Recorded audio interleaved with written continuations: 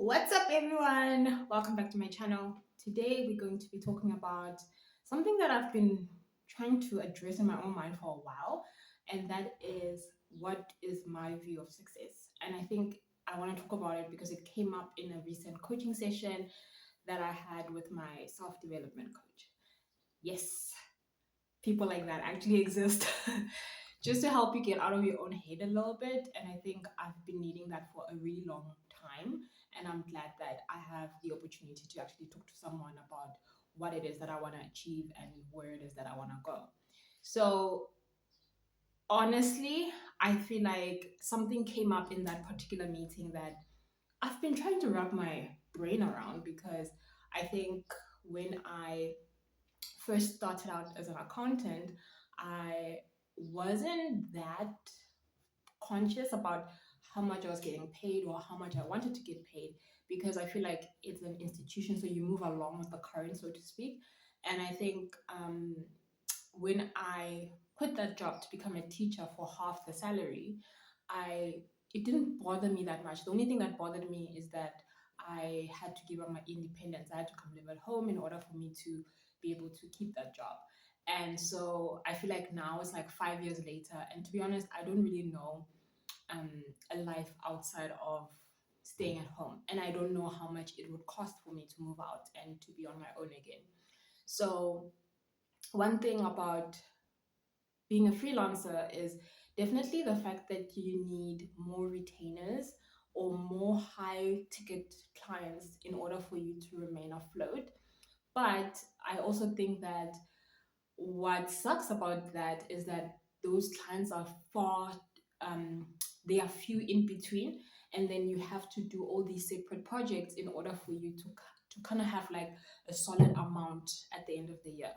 And I think the biggest mistake that I made when I first became a freelancer is that I thought I'll make a gazillion rand a month just straight off the bat.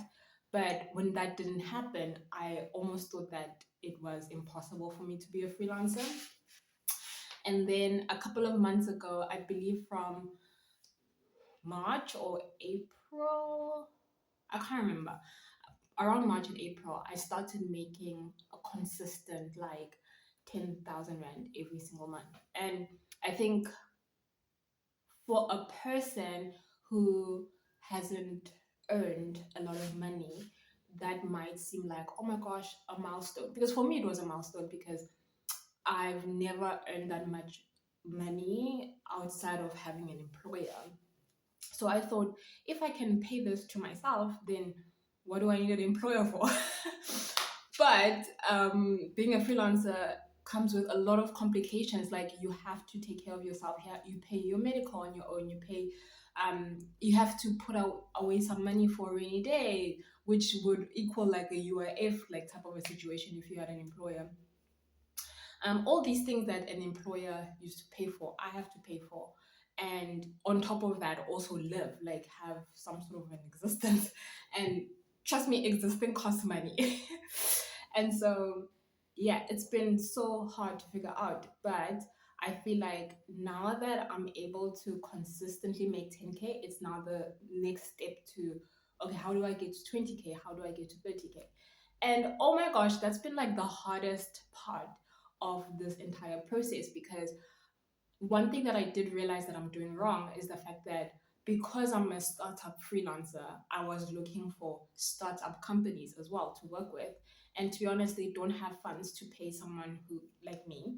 And so I needed to look for bigger players who have space for someone who is on a freelance basis because technically it's easier for them to hire freelancers than have someone who is like permanent, and it's also cheaper if you look at it. Like I don't want to look at it that way, but it will depend on, for example, they don't have to pay all these other payments for me as a freelancer. They just need to pay me what I'm charging them, so to speak.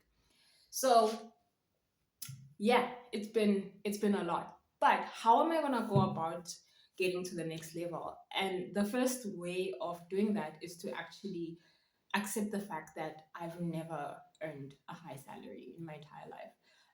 And that was a hard pill for me to swallow because I'm almost 31. And I've just never had like a high paying salary.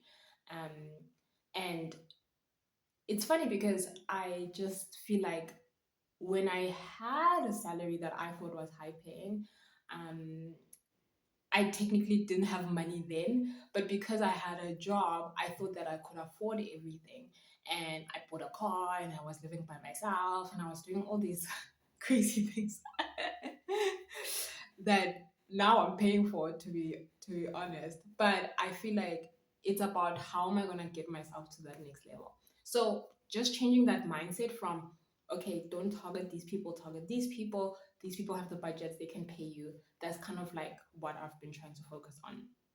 The second thing is that I also need something that makes money for me passively. And that's been the easiest thing to learn, but the hardest thing to crack into.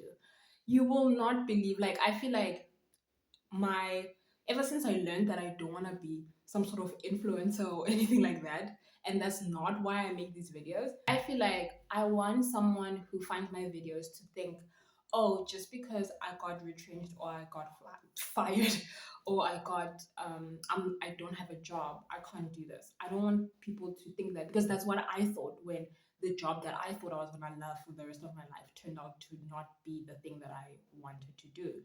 And I had no way of starting over because I didn't know anybody who's had the same journey as I have. And so making money passively has been the number one thing that I've been struggling with this entire year, because I just can't get people who are ready to invest in themselves in terms of getting their knowledge from me. I feel like I've only pulled it off maybe like 3 times this year, and it's been really difficult to get people to buy products from me passively. But let me tell you, that's like my number one mission, because when I was in the hospital last year, that's the one thing that I realized that is missing from my business or is missing from my life, because I had to complete a few tasks while I was in the hospital because there's nobody else, it's just me. And so if I have a product that works for me passively, that can make money when I'm not really active. And then another thing that I also want to look into is definitely e-commerce, but not products yet, because I'm not sure I'm cut out for that. But I would love to have one that's just running behind the scenes. And trust me, these things are not easy to get into. I mean, I've started a t-shirt company, had to close it down. So apparel is really not for me. Like touristy things are not for me either.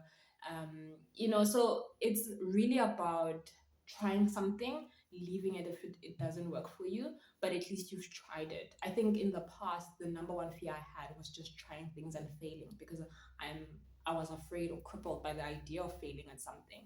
But now I feel like I can try anything, like as long as I can figure myself out. I feel like I also put myself in like just categories way early in life, to the point where I couldn't test things to try or to see if I like them, if that makes sense. So that's what I would encourage you to do as well. If you're out of a job right now or you're looking to branch into something that you know nothing of, take the necessary risks. I mean, really, like, I wish I did all of this when I was like 21, 22, around there, because honestly, like, the life that I want right now is just a quiet life with things just running on automation. And it's just sad to me that I only found out about some of the things I know now last year or 2 years ago. um so yeah, like, that's my number one like recommendation. But also understand that if you're on your own like I am, you have to figure out, how do I go from here to here, and what brought you here is not going to take you there. That's another thing. So I don't know, like, for me right now, my goal is to make between 20 and 30K a month. I have no idea how I'm going to do that, but that's my goal for the end of the year. And I would also love to remove all the debt that I have. And it's funny, I've never spoken to anybody about debt management and all of those things. And if you don't have crippling debt, people don't want to help you. I've also been there. But I just want to get rid of all the things that are just slowing me down, and just focus on what it is that I can do to take myself to the next level. Because investing in myself this way has been the best thing I've ever done for myself. And yes, it's taking way slower than what I had thought it would take, like this road. But I would rather, I would much rather be on this road than the one that was more secure but made me feel terrible. You know what I mean? So yeah, I don't know. Let's see. I mean, right now it's the end of September. Let's see where we are in December, because where I'm even at right now, I had no idea.